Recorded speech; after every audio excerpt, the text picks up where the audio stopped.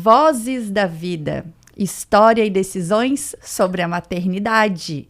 Esse é o tema do nosso podcast de hoje. E quem que a gente trouxe para falar sobre isso? Quem? Nada mais, nada menos do que uma mãe, professora, advogada, ex-jornalista, e eu acabei de ficar sabendo aqui nos bastidores que também já foi cantora. Ex-cantora. Não, ela ainda canta, ela ainda é cantora Para nas horas os amigos, vagas. para os amigos. Então vamos dar boas-vindas à nossa amiga e colega de profissão, Andressa Talon. Muito obrigada, estou muito Bom feliz com o convite. Obrigada, Janaína, Paula, para falar de um assunto que é tão gostoso de falar e, ao mesmo tempo, que é tão desafiador, né? Falar sobre as nuances da maternidade da mulher contemporânea, né? Desse nosso equilibrar de pratos, e vai ser uma honra trocar essas horas, esses momentos aqui com vocês. Que bom, seja muito bem-vinda. Obrigada. Vamos começar aí com as nossas perguntinhas. Para muitas mulheres, ser mãe é a realização de um sonho, né? Uma realização pessoal. E eu quero saber de ti, como é que tem sido para ti viver a maternidade? A maternidade é uma realização de um sonho, né? Eu sempre quis ser mãe. E eu sempre quis ser mãe de um menino, né? Então, quando eu estava casada, planejei o filho e eu dizia que eu queria um menino. E o dia que saiu, inclusive, o teste da sexagem, né? Eu fiquei muito mais emocionada do que quando eu descobri que eu estava grávida. E eu não sei se é porque eu tive uma infância, uma adolescência muito moleca, né? A Jana me conhece há 20 anos, sabe, né? Do quanto eu sempre fui muito moleca, muito do esporte. E aí eu sempre pensava que eu conseguiria lidar melhor com um menino. E aí veio o Pedro. E ele é a realização de um sonho, ele é o meu parceiro, ele é um querido, eu me surpreendo com ele dia a dia. Ele vai fazer 5 anos agora em julho, e sem dúvida é assim a realização de um sonho que eu estou vivendo há quase 5 anos e vou viver para o resto da minha vida. Temos isso em comum. Também sempre, eu imaginava que eu fosse ter uma menina, mas sempre me falavam e eu sempre acreditei que eu fosse ser uma melhor mãe se eu fosse mãe de um menino. É um grande desafio, mas eu tinha essa E é gostoso, essa impressão. né? É gostoso. Mas assim, já antecipando aqui um pouco as perguntas, porque eu não sou mãe, né? Na verdade, sou mãe de pet. Tenho 2 pets maravilhosos, Chanel Cristina e Pedro Henrique. Nós somos mães de Pedro. Somos mães de Pedro. Mãe de Pedro. E como vocês já sabem, né? A maternidade, para mim, na verdade, a não maternidade é a minha opção, né? Eu nunca tive esse sonho, diferentemente de vocês. E com o passar do tempo, com o amadurecimento, eu realmente cheguei à conclusão de que não queria. Porque até então ficava aquele se, né? Mas assim, o que eu queria saber de vocês, né? Vocês acham que existe uma romantização por trás da maternidade? Porque assim, toda vez que a gente conversa com mães, a maioria é como vocês. A realização de um sonho, porque é lindo, porque é maravilhoso, porque é padecer no paraíso, Mas falando honestamente, vocês acham que isso é uma romantização social, é uma imposição social? Ou vocês acham que realmente é isso? E aí, deixando de lado o sentimento de mãe de vocês, entendeu? Analisando mais friamente. Eu acho que o autor da frase "ser mãe é padecer no paraíso" tinha que receber um Nobel da melhor frase do mundo, porque até hoje eu não consegui definir a maternidade melhor do que essa frase, porque é um padecer, né? Porque realmente é um desafio no paraíso. Então, é complicado você dizer... Eu não romantizo a maternidade, eu bato a real porque tem coisas que a Globo não mostra, né? Então, é muito fácil você abrir um Instagram e ver uma mãe toda bonita, perfumada, com aquele filho arrumado, mas mal sabe que antes de ela estar bonita, perfumada, o pau pegou lá em casa e bota o sapato, tira o sapato e pega isso, pega aquilo. E, por exemplo, eu hoje, antes de vir para cá, né, eu levantei hoje 6 horas da manhã, trabalhei, porque eu vou dar aula mais à noite. deixei meu filho dormindo, cheguei para ele, eu falei, vamos levantar que tá na hora de ir pra escola. E ele falou, não, ainda não terminei. Quando ele não quer acordar, ele fala, ainda não terminei. Aí eu já deixei a roupinha ali. Aí foi um drama, porque não era a roupa que ele queria. A gente teve que trocar 2, 3 vezes a roupa. Depois não era o tênis que ele queria. Aí a hora que a gente tava indo, eu falei, vamos que a gente tá atrasado, vamos. A gente correndo aqui no corredor, daqui a pouco ele tropeçou, caiu, deu uma choradeira. Eu falei, meu Deus do céu. Então tem coisas de bastidores realmente que não aparecem na rede social. Mas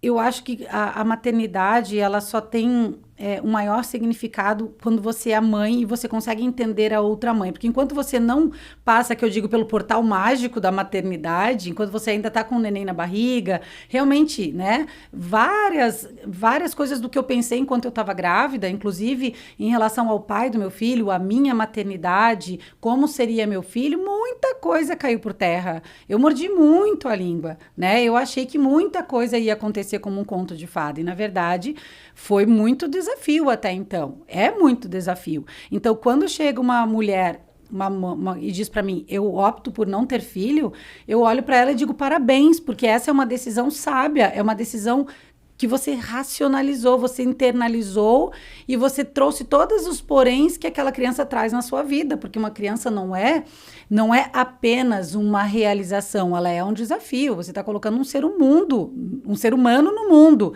Então, você tem uma responsabilização, uma responsabilização sobre aquela criança e para criar um ser humano ali. E dentro da nossa sociedade contemporânea, o que a gente está vivendo hoje em dia é um desafio ainda maior, especialmente se a gente é mãe solo, se a gente não tem rede de apoio.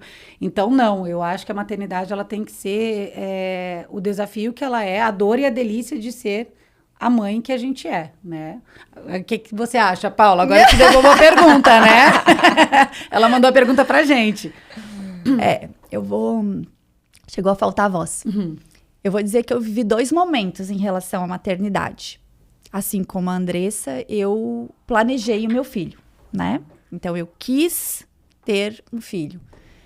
E aí, eu tive a fase da gestação. Minha gestação foi ótima, em que eu acredito que talvez os hormônios, eu tive uma gestação tranquila, eu não aceitava a não romantização. Eu estava pronta para viver o meu conto de fadas.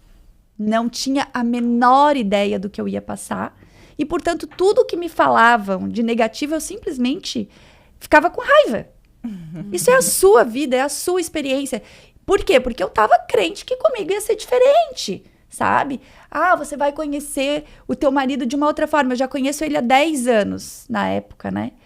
Sei lá quantos anos eu já estava, 10, 15, que eu tô com meu marido há 27, então... Então, assim, para mim, o mundo estava errado ao tentar me alertar sobre os perrengues. E aí, o Miguel nasceu. E aí, o Miguel não dormiu.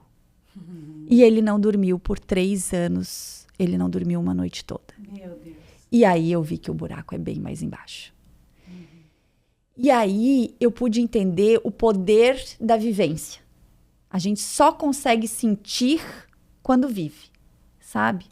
3 anos sem dormir, para mim, foi o ápice da loucura. Eu imagino. Sabe? Eu tinha uma vida há muito tempo, porque eu tive filho com 30 anos, então, formada desde os 24, casada desde os 24, eu tive bastante tempo vivendo uma vida que a minha vida era trabalhar, ir na academia, ir para casa e fazer o que eu quisesse, na hora que eu quisesse. Tinha o meu pet também, o senhor Zequinha.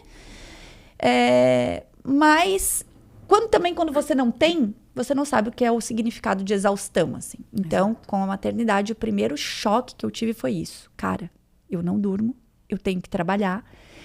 O Miguel mamava que nem um terneiro.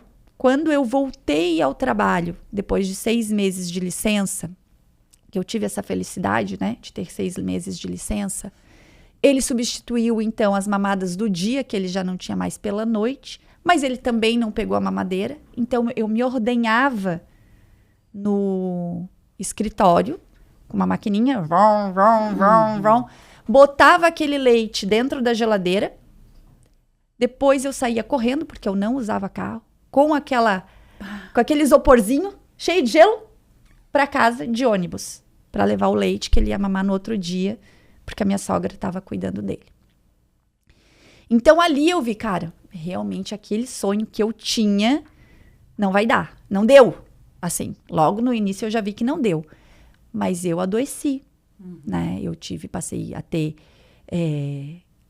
crises de ansiedade, enfim, né? E eu precisei efetivamente procurar tratamento psicológico, psiquiátrico, porque sem dormir, trabalhando o dia inteiro, foi algo que acabou, assim, comigo. E lógico que aos poucos a vida vai retomando, né?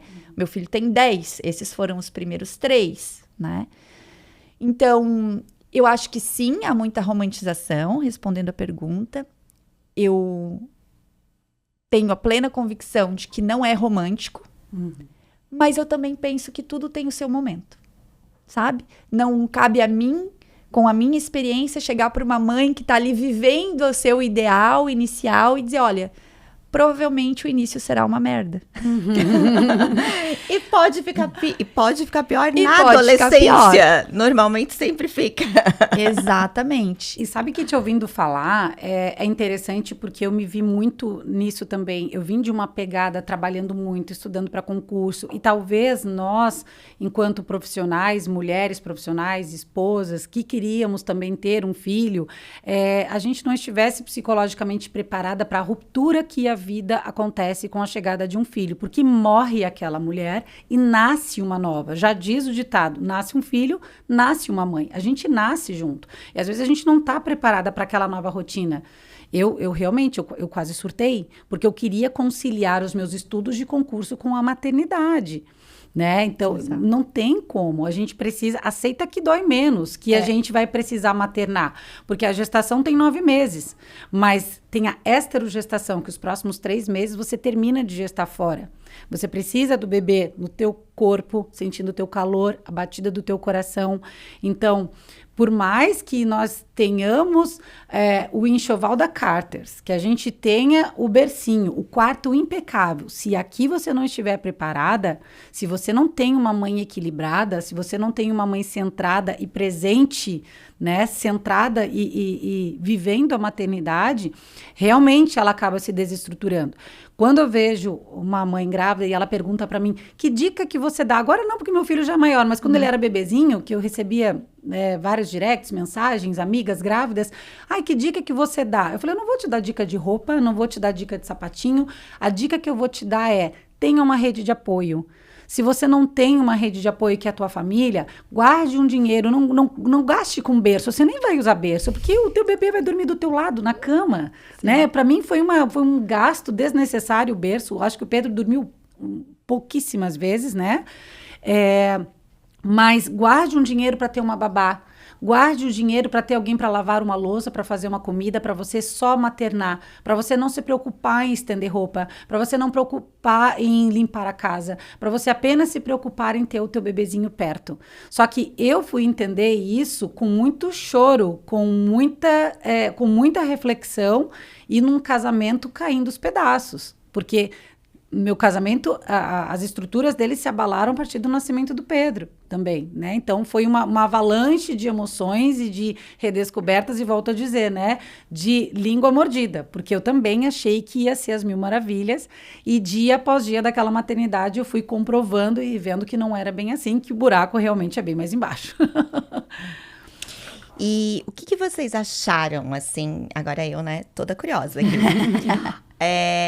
Quais as principais mudanças que vocês perceberam na vida de vocês? Como a Andressa falou, nasce um bebê, nasce uma mãe, mas morre a mulher que existia antes. O que muda no sentimento, no pensamento, na perspectiva de vida mesmo, na visão de mundo de vocês? A gente fica com medo de morrer danado. Porque aí a gente começa a pensar que a gente tem filho para criar. Um dia eu ia pular de bungee jump, Exato. Não vou mais. Eu ia voltar a andar de patins, não vou mais, sabe? Exato. Tudo você desacelera até dirigindo. Eu dirigia a 120. Né? A hora que chega um filho na nossa vida, a gente quer aproveitar e criar ele o máximo que a gente pode. A gente fica com medo da gente, né? A gente fica com medo de ficar gripado, de ficar doente, né? E a gente se cobra muito também, né? Eu falo por mim, né? Porque nasce uma mãe, nasce uma culpa também, né? Porque a gente também carrega essa culpa. Acho que quando nasce essa mãe, essa culpa vem intrínseca no nosso dia a dia. Principalmente nós que temos que conciliar carreira e maternidade, né? Então, ou você foca na carreira e deixa a maternidade de lado, ou foca na maternidade e deixa a carreira de lado, né? Então, é um equilíbrio que é um desafio constante. Mas outro detalhe, né? Depois que eu virei mãe, assim, eu não posso ver filme com criança também, que já chora, ou eu nem quero ver. Antes era só com cachorro, né? Era só com cachorro. Agora, quando eu vejo que tem criança, eu nem assisto, porque tudo me remete, assim, ao meu filho, à minha maternidade. E uma coisa também, como eu sou advogada familiarista, né, eu atendo muitas demandas de divórcio, demandas de família, essa questão da maternidade, das mães que eu atendo, né, então, eu sou uma mulher divorciada, né, o meu divórcio é litigioso, eu sei o que é essa dor, né, de separar com um filho pequeno e ter que litigar ainda, pensão alimentícia, principalmente, partilha de bens. Então, quando eu recebo essa mulher no meu escritório, eu tenho um total acolhimento por essa mãe, essa mulher, porque eu reconheço essa dor, né? Então, isso também a maternidade me trouxe uma sensibilidade pela dor do outro, pela mãe que está do lado de lá, né? Porque, como você falou, a vivência, ela ensina. A vivência, ela te faz ter empatia, né? Então, isso também me transformou. Eu vejo que a grande diferença, o que eu senti muito, assim, a palavra que me vem são duas palavras, que é abdicação do teu tempo. Tuas prioridades não são mais tuas, elas são todas a partir de um cenário que vai depender se teu filho tá bem, se ele tá mal, se ele tá com dor de barriga, se ele tá com sono. Então, isso eu senti bastante, porque com 30 anos, né, tu não é mais exatamente jovem, embora não seja velho, mas tu já tem manias, tu teve muito tempo sem ninguém dependendo de você, né? Então, eu vejo isso, pra mim foi sofrido, abdicar, tenho unha pra fazer tal hora. E tal hora não consegui fazer, pra mim foi difícil, sabe? Ai, queria ir na academia tal hora. Chegou tal hora, não deu pra ir, sabe? E solidão. A solidão da incompreensão dos que estão à tua volta. Coisas simples, né? Demorou, felizmente, porque eu tenho uma família muito inteligente, eu diria, emocionalmente falando, em muitos aspectos. Eles compreenderam isso, mas todos sentarem para comer a comida quente e eu ficar por último. Todo mundo tá bebendo uma cerveja gelada e esquecer que eu também queria beber uma cerveja gelada. Não enquanto estava amamentando, né? Mas esse momento chegou lá com 3, 4 anos do Miguel. E é uma fase difícil da criança, porque você tem que estar de olho, porque ele já anda, enfim, ele é um perigo ambulante, se afoga até num balde, né? Exato. E então passou um tempo em que toda a rotina dele era pensada, a rotina não às vezes do dia a dia, porque isso sempre teve uma participação, né, do meu marido e da minha sogra que ficou com ele nos primeiros meses, mas o final de semana, né, que era pensada só por mim. Então, eu me sentia... Isso não significa dizer assim, que eu não era acolhida, não. Nesse caso, era o meu sentimento sobre aquele momento. O sentimento de quem já tinha passado por um tempo sendo protagonista da sua própria vida e que, de repente, não era mais. Né? De repente, ninguém olha mais para a mãe. Na gestação, a gente recebe muito isso, muita atenção, muito carinho. Mas nasceu o bebê, as pessoas não olham mais para a mãe. Todos os olhares estão para o bebê. Então, eu senti isso pra caramba. Então, a abdicação das minhas escolhas, né, por uma outra pessoinha e a solidão foram duas coisas que eu senti bastante. Sabe que quando uma amiga ganha um bebê, eu vou ligar, vou mandar uma mensagem, não na maternidade, né? Quando já tá em casa, eu falo, como é que tá? Ai, o fulaninho tá bem. Não. Como você está. Eu sempre pergunto, você tá bem? Você precisa de ajuda? Porque a criança eu sei que tá bem, tá todo mundo paparicando, né? Mas a pergunta é, e você? Como você tá? Você precisa de alguma coisa? Você tá bem, né? Então, é interessante isso também. E me fez lembrar um dia que uma amiga minha, ela morava no mesmo bloco que eu, vou até mandar um beijo pra ela, a Priscila Aitelli. Ela chegava do trabalho, bióloga, ia lá, trocava a roupa, tomava um banho, trocava a roupa inteira e ela desceu lá no apartamento. O que tu quer? Eu disse, eu quero ir comprar um picolé lá na mercearia do Cezinha. Eu vou pra ti. Não, eu quero ir. Ela disse, entendi. Pegou o Miguel no colo e ali eu tive 5 minutos de paz daquele dia, toda descabelada, sem escovar os dentes, sem nada. Eu lembro do trajeto de volta à mercearia de Cezinha. Foi uma história romântica. Um picolé, porque podia ser qualquer coisa. Mas naquele dia eu queria um picolé. Miguel nasceu em dezembro, era janeiro, eu queria um picolé. E ela se ofereceu para disse, não, eu quero ir. Ela vai comprar. Lavou a alma, restaurou a dignidade. Fui nos momentos de glória. Eu acho que ela assim, foi o trajeto que pra mim durou 5 minutos, mas deve ter demorado uma meia hora pra eu, sei lá, percorrer 50 metros, que era do apartamento até ali. Mas eu lembro de quanto foi bom ter esse momento. Então, é isso. É ligar pra alguém lembrar de olhar pra essa mãe. Porque é um período maravilhoso, não é um negativismo, né? Não é isso, não é... Porque na mesma medida que é dolorido, é maravilhoso. Mas de lembrar de ter esse olhar atento, sabe? Porque faz diferença. A Paula, nos comentários dela e tu também, né? Trouxeram aqui uma outra nuance que eu acho importante a gente debater, que é a questão da maternidade solo, que é o que você vivencia hoje, né? E a Paula, que tem uma rede de apoio, teve e tem ainda, né? Você tem agora a rede de apoio da sua família, mas é um pouco mais complicado porque moram em cidades diferentes. Então, assim, na sua cidade, você é de fato mãe solo, né? Então, eu queria que vocês falassem um pouquinho dessas experiências que são diferentes, porque isso também influencia na forma que a maternidade é vista por vocês, né? Como vocês sentem, como vocês vivenciam a maternidade. Eu confesso que quando eu li o roteiro ali e vi a Andressa, advogada, professora, mãe solo, aquele mãe solo me deu um pan, assim, ó, mãe solo. Sabe quando você começa a refletir?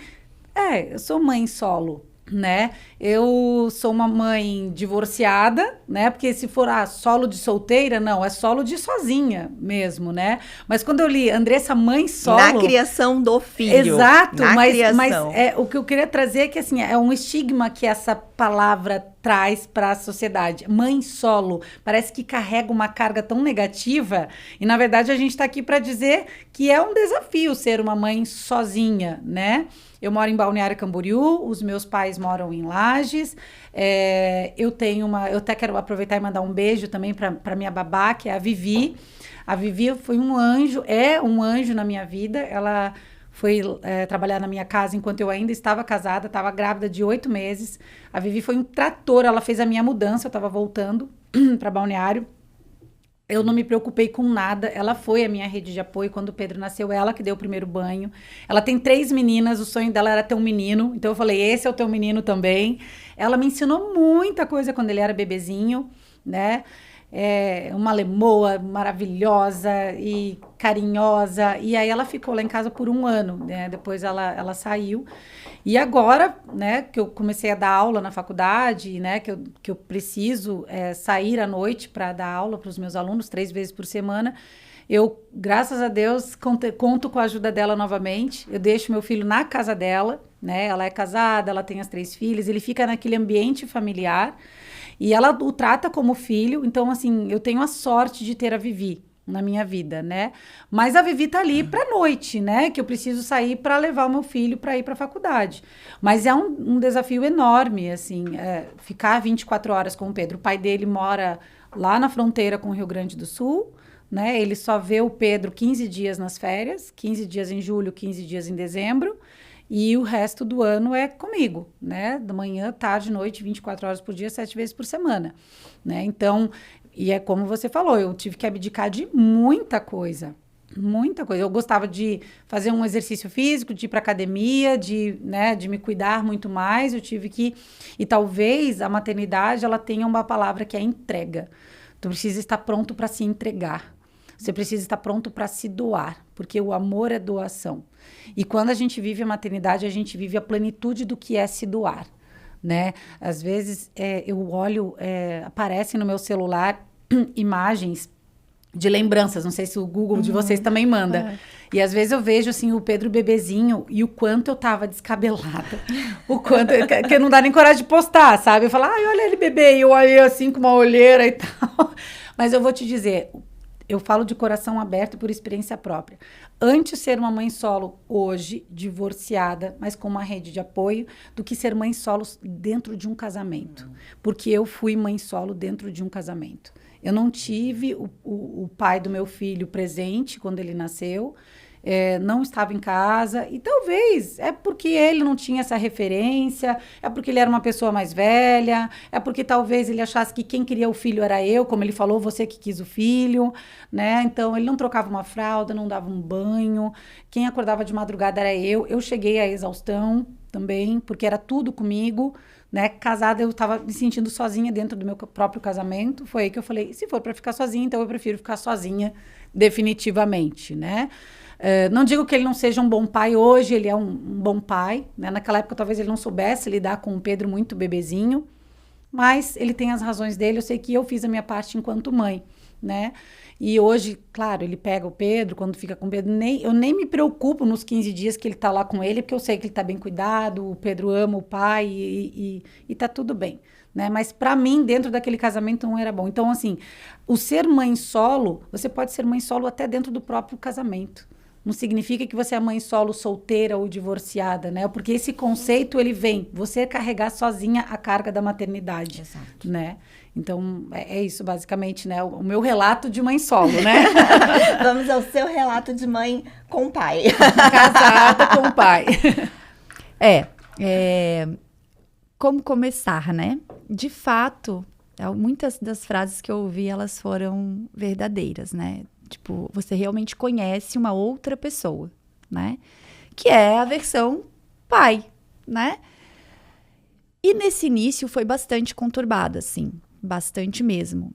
A gente já estava juntos há muito tempo. E eu lembro que quando o Miguel estava para fazer 2 anos, a gente sentou na mesa lá do apartamento que a gente morava e para separar. Não aguentava mais, assim. Eu tinha perdido a admiração, não sei o que aconteceu. Eu acho que a nossa inabilidade de lidar com aquele ser novo e das cobranças recíprocas e das expectativas frustradas foi, assim, bem impactante. E aí, tá bom, advogada que sou, né, também. E também atuando na área de família, eu disse, então vamos separar. Vamos separar, como é que vai ser, né? E aí a gente começou a tratar de pontos práticos. Eu tava com uma caneta, assim, eu comecei, tá. Daí eu olhei pra ele assim e disse, mas é isso mesmo? Acabou, a gente não vai mais tentar? A gente não se gosta mais? E naquela conversa a gente se olhou e disse, não, a gente se gosta, a gente se ama, meu Deus, né? Alguma coisa não tá dando certo. O que a gente vai fazer? Porque eu falei, eu não tenho nada pra tirar da cartola. Falei, não tenho, não quero pensar. Não, é isso, assim, eu tô insatisfeita e... Tava exausta. Exausta. Ele também tava, porque, né, imagina, eu não falava mais, eu berrava. Eu não sabia mais conversar, tudo era... É bem assim. Lagiana, né, todas nós aqui. Todas lagianas, faca na bota. E ele, lembro que ele me disse, e se a gente for pra terapia de casal? Eu digo, olha... Boa ideia, gostei. Então tá, então vamos. Santo remédio. Santo remédio. O casamento se fortaleceu ainda mais, não? Sim, porque o terapeuta falou uma coisa que eu nunca esqueço. Tudo que você berra entre as 4 paredes, num sofá, em ambiente neutro, é ouvido, né? E de fato, tudo que eu falei e que parecia que não entrava na cabeça dele, tudo que ele devolveu e que também não entrava na minha cabeça... Depois de algumas longas sessões, e foram mais de 10, para ser muito honesta, alinhou os nossos chakras. Alinhou. E realmente a gente saiu fortalecido. E já são 8 anos desse momento, então deu muito certo. É lógico que ser casado, de um modo geral, né? Quando você tem um relacionamento, não vou nem dizer casado, né? Tu decide se relacionar. Exige um empenho, exige uma dedicação, exige também uma certa doação com limites, né? Mas foi incrível, assim, o poder disso. E hoje eu vejo, assim, se fosse ilustrar algo, que nós somos engrenagem. E isso é muito legal.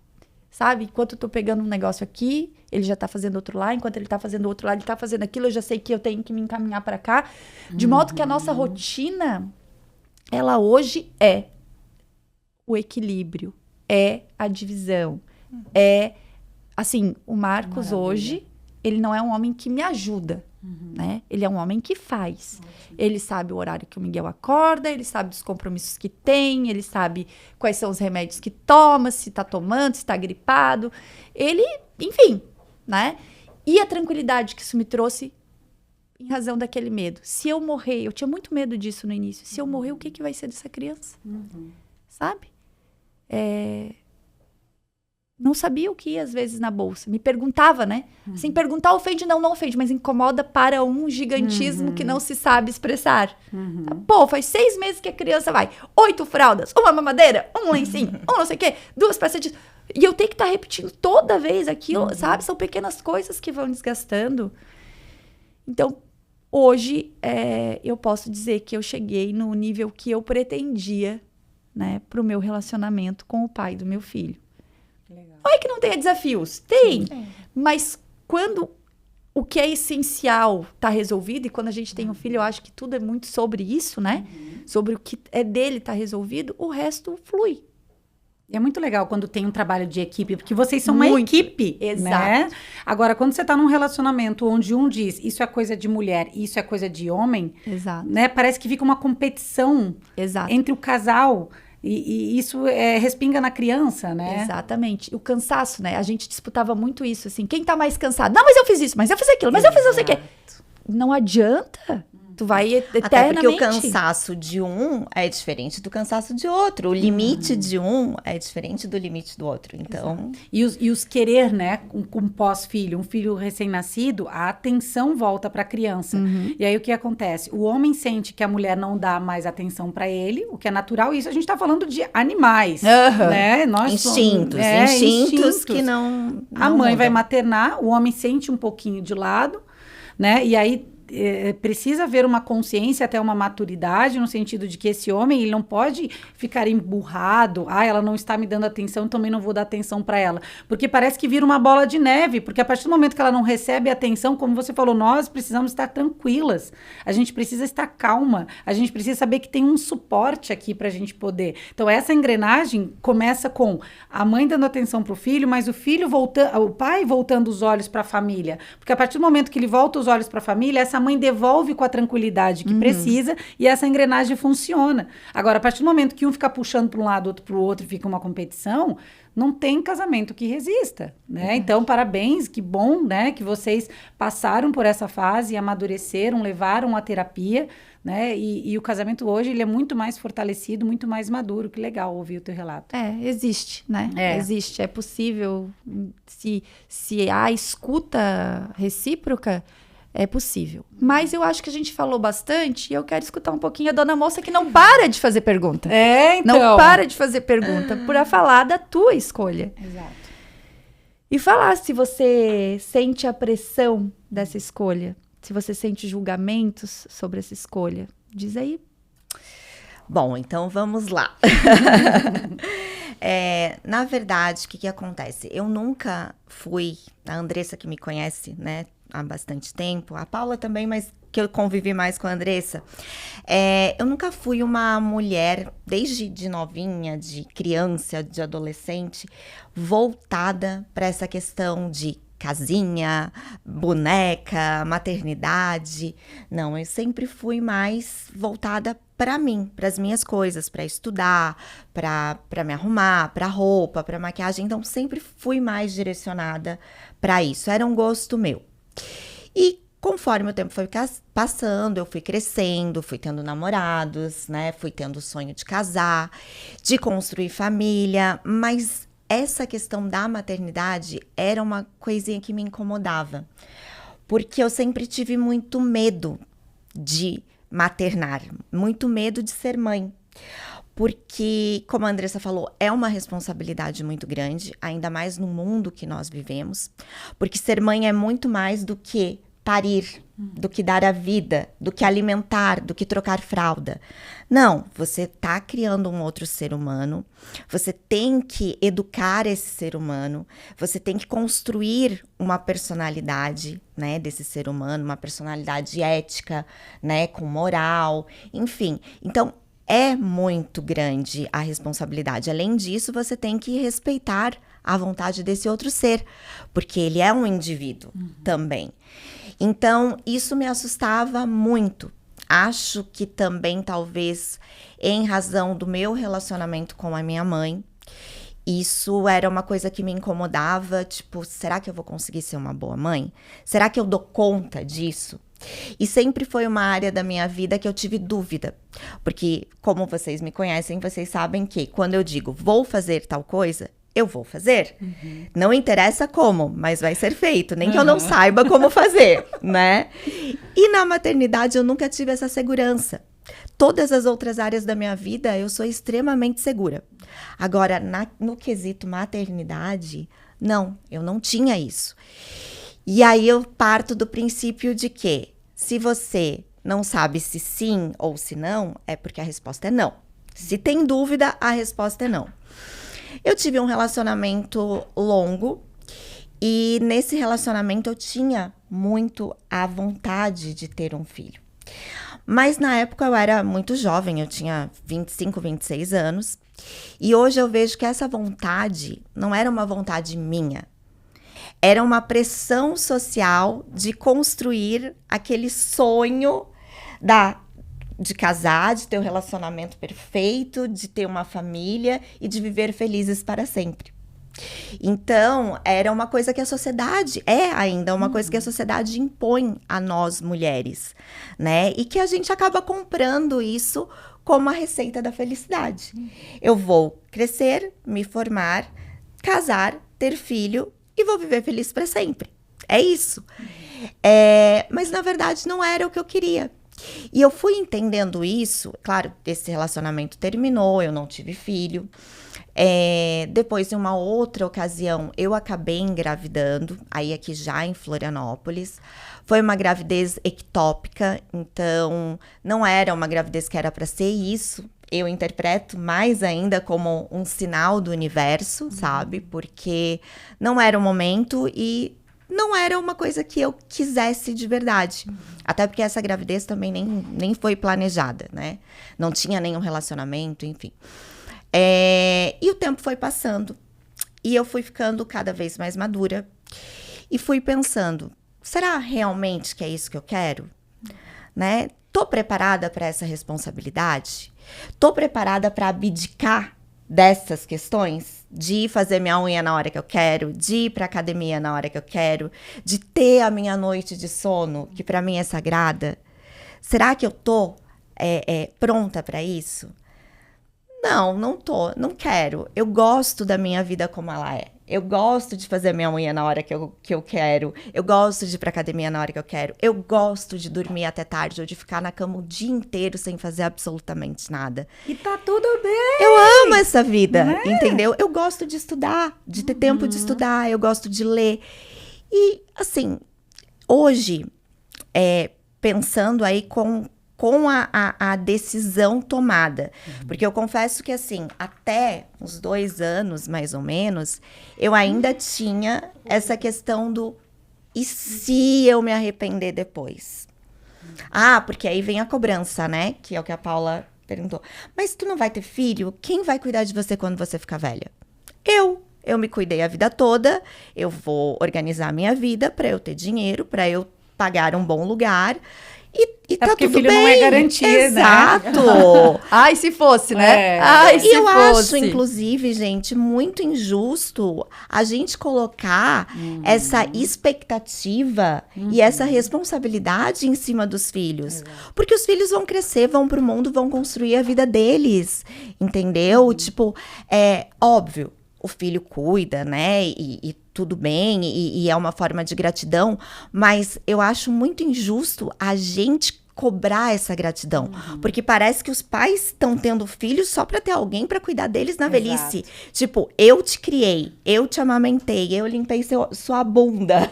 Então agora você tem que cuidar de mim. Gente, isso não é amor. Isso é uma negociação. Só falta fazer um contrato. No meu ponto de vista. Então, existe muito essa cobrança. Só que aí, eu acho que assim, quando você chega nos 40 anos, parece que o mundo se abre. É incrível, parece que liga uma chavezinha e você começa a ver as coisas de uma outra perspectiva e também com a segurança que você não tinha até então. E é mágico, gente. Pra mim, foi uma chave que virou assim, ó, de um dia pro outro. Mágico. E aí eu falei, cara, não, eu realmente não quero. E eu não preciso mais ficar pensando no e se. Porque eu não quero. Não quero, eu quero continuar minha vida dessa forma.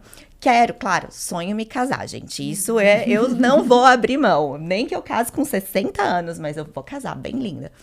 Mas eu quero ter um relacionamento, óbvio, mas eu não quero ter filhos. E tá tudo bem. E assim, tem cobrança? Tem. As pessoas olham torto. Tipo, várias vezes eu vou em lugares, clínicas de estética, ou, enfim, lugares onde tem outras mulheres. E a gente acaba sempre conversando, né? Ai, mas você não tem filho ainda? Não tenho. Ai, mas já tá na idade, né? Não, mas eu não quero. E eu vejo na expressão das pessoas, elas ficam chocadas quando eu falo que eu não vou ter filhos, sabe? Isso é uma coisa que ainda choca. Assim como também choca o fato de uma mulher de 40 anos ser solteira. Isso choca também muito, né? Mas isso é tema para um outro podcast. Mas com relação à maternidade, eu vejo mulheres maravilhosas, assim. Ana Paula Padrão, por exemplo. Ela hoje tá com quase 60 anos. Ela também teve essa decisão. E, gente, ela é extremamente realizada e feliz. Porque esse não era o sonho dela. E aí que eu falo da romantização também, porque as pessoas atrelam a realização da mulher, a felicidade da mulher, à maternidade. E tem muita gente que dissemina isso, muitos coaches de internet, né? Muitos donos da verdade, principalmente na internet, que assim, a mulher que não é mãe, ela é uma mulher infeliz, ela não é uma mulher realizada. Porque a natureza da mulher é ser mãe. Não, a natureza da mulher é ser o que ela quiser. Eu já ia berrar. Socorro! Não, pelo amor de Deus. Sabe? Então, assim, eu acho que isso é uma coisa muito pessoal. E isso tem a ver muito com a escolha da mulher. Que isso é uma quebra de padrão, sabe? Porque a Jana faz parte de uma geração que está vindo para quebrar um padrão de uma sociedade patriarcal e, né, regida pelo Código de 16, inclusive, onde a gente tem um pouquinho desse ranço até hoje, de que a mulher precisa ter filhos, precisa casar, precisa fazer isso, né? Na verdade, a mulher, né, nesse contexto social que você está falando, a mulher precisa de um homem. Ponto. De um homem e fazer coisas que o homem diz que são da mulher, como ter filhos. Procriar para garantir a sequência da família dele, do nome dele. Exato. E aí traz esse respingo dessa sociedade que não faz muito tempo, né?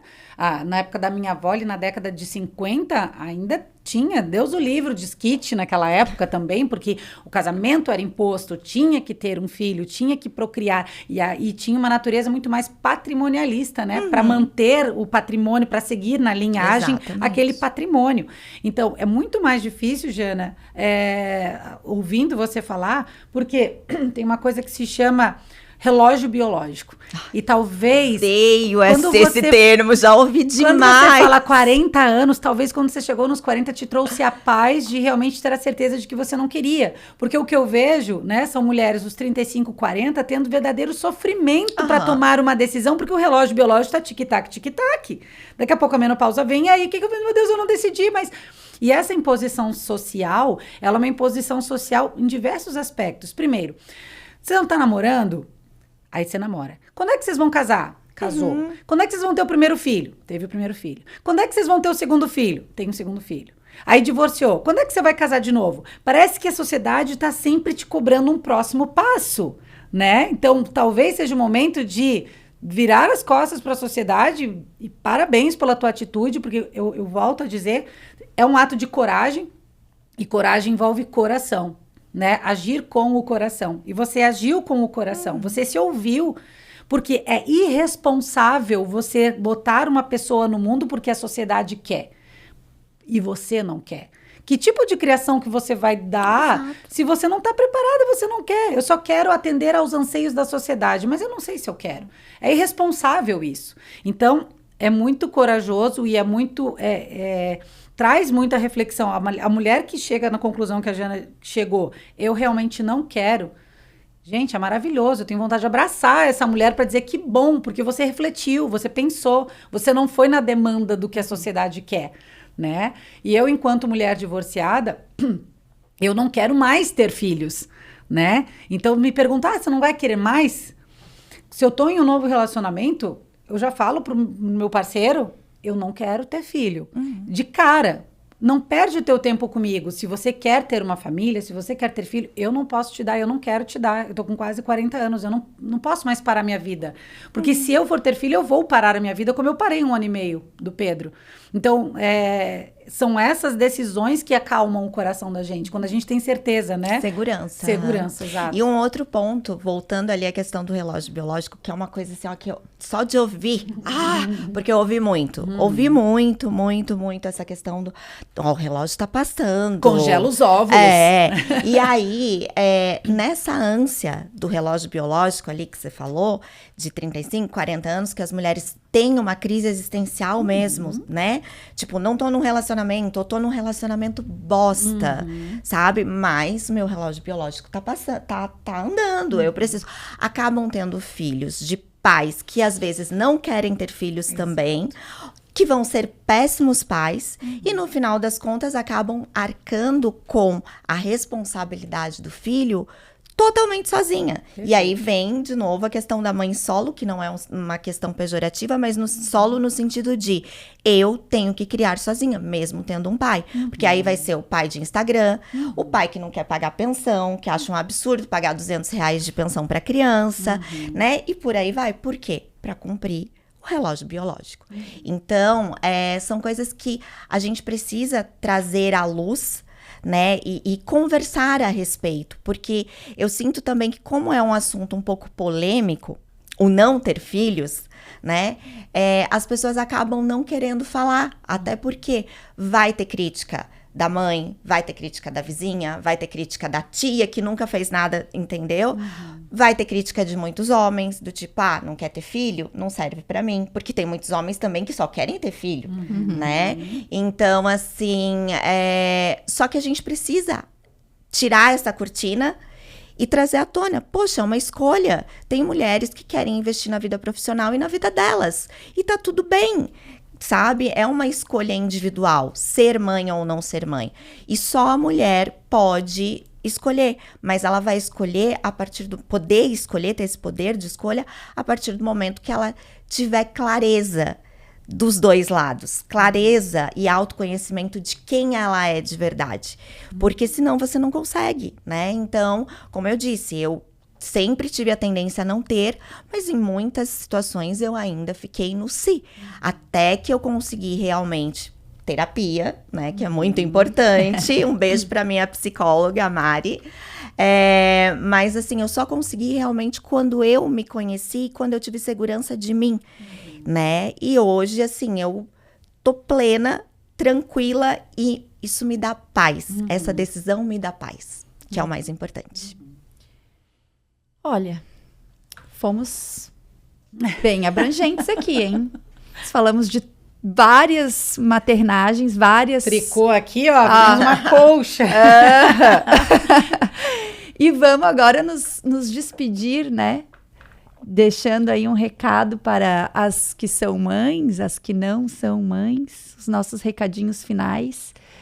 livre, Andressa. Faça aí o seu recado final livre, leve, solto. O que você quiser falar, porque eu já sei o que eu quero falar. Eu vou falar então para aquelas que são mães. Eu vou deixar o recado para aquelas que são mães. Se você tem dúvida, se você tá com culpa, se você sente que não está fazendo certo, eu vou te dar um recado. Você está fazendo certo. Você está fazendo certo.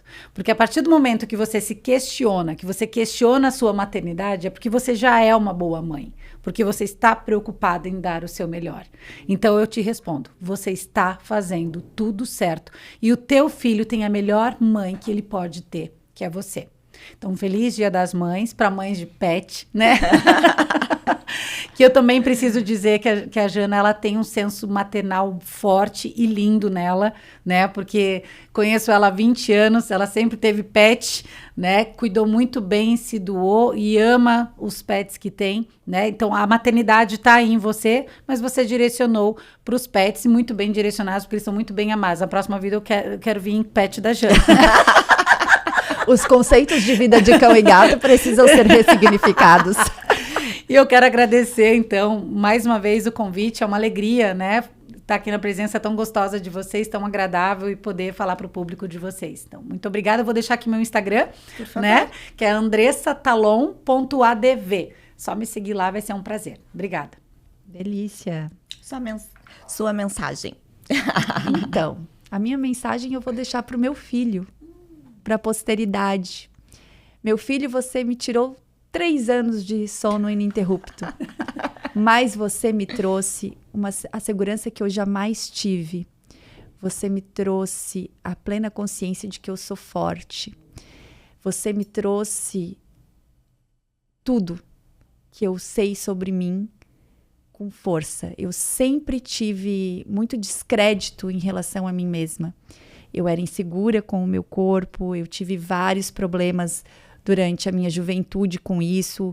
Eu sofria de anorexia nervosa, que tem um nome específico, bulimia.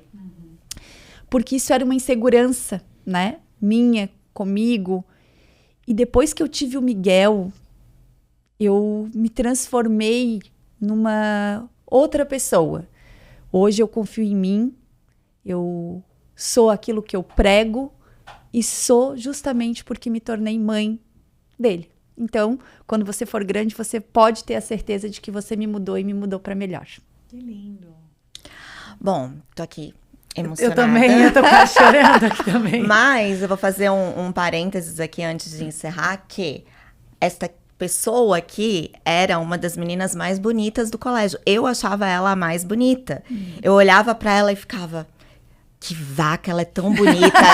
E ela discutindo com o professor por causa de meio ponto no trabalho, gente. Eu olhava ela com aquele cabelo... Linda, inteligente.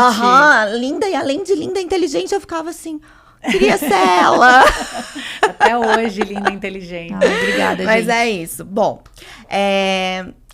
vou deixar como mensagem, né, para as mulheres que estão em dúvida ainda entre a maternidade ou, né, ou não, ou a escolha de não ser mãe.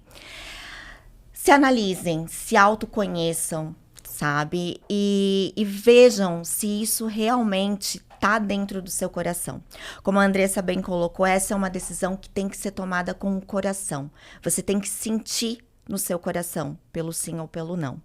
Então, se autoconhecer é o primeiro passo, porque essa decisão é uma decisão muito, muito importante. Uma vez tomada, né, talvez ela não tenha mais volta, principalmente se for a da maternidade, né? Então, se analisem, se autoconheçam e tomem essa decisão com muita responsabilidade, amor e acolhimento. E encerramos mais um episódio. Um feliz Dia das Mães. Sigam a gente no Instagram, @aproxima_debates femininos. E também se inscrevam aqui no canal do YouTube para acompanharem todos os nossos episódios.